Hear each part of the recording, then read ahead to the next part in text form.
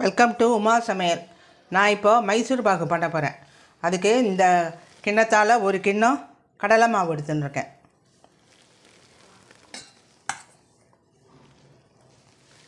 இந்த ஒரு கிண்ணத்துக்கு 2 கிண்ணம் சுகர் போட்டுக்கிறேன் சிரப் பண்ணுறதுக்கு.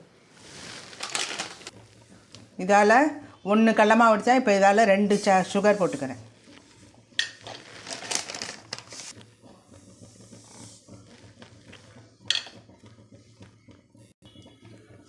ரெண்டு சுகர் போட்டேன். இப்போ 1 ஜலம் விடுறேன்.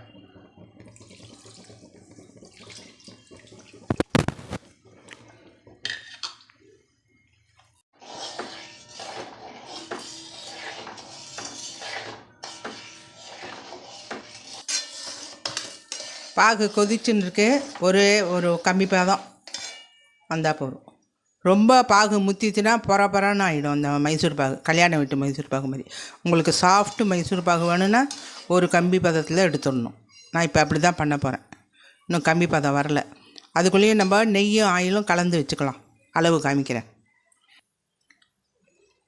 இந்த கப்பால் 2 கடலை மாவு எடுத்துருந்தேன். அது 1 நெய் போட்டுக்கிறேன், இன்னொன்றுக்கு ஆயில் போட்டுக்கிறேன். ஒரே நெய்யாக இருந்தால் திகட்டுற மாதிரி இருக்கும்.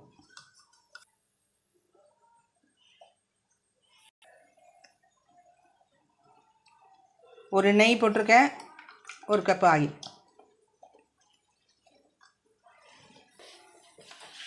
அதுக்குள்ளேயே ட்ரேயில் நெய் ஆயில் கலந்து அதை தடவி வைக்கிறேன்.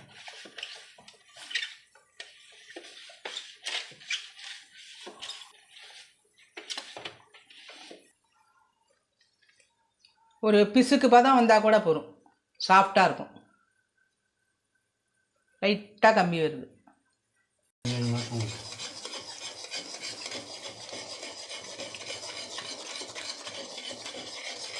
இதுமாரி கொஞ்சம் கொஞ்சமாக தூவி போட்டால் கட்டி வராமல் இருக்கும்.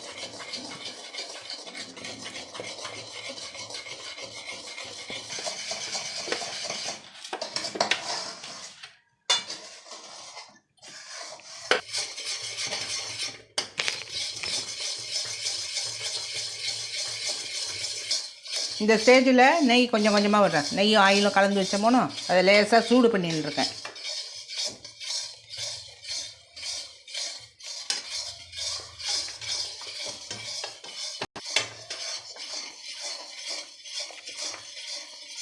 இன்னொரு கரண்டி விடுறேன்.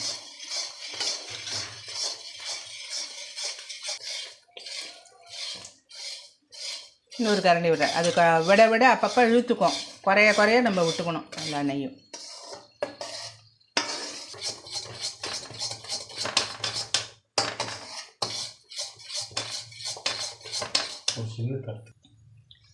எல்லா நெய்யும் விட்டுடுறேன்.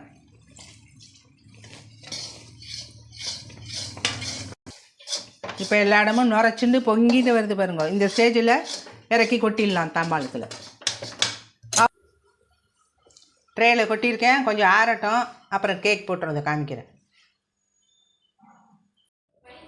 இப்போ கொஞ்சம் ஆறுனதும் கேக் போட்டலாம். ரொம்ப ஆறுனாலும் ஹார்டாகிடும், கேக் போட முடியாது. போட்டு வச்சுருக்கேன், உடனே கொட்ட வேண்டாம். இன்னும் கொஞ்சம் ஆறுன அப்புறம் கவுத்தா எல்லாம் வந்துடும். கவுத்து வச்சா எல்லா கேக்கும் வந்துடும். அப்புறமா நம்ம பார்க்கலாம் எத்தனை வந்திருக்குன்னு.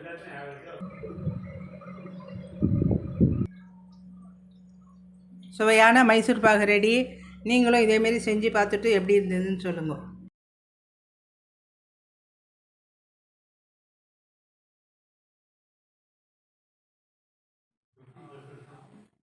ஒரு மைசூர் பாகு எடுத்து உடச்சி பார்க்கலாம்.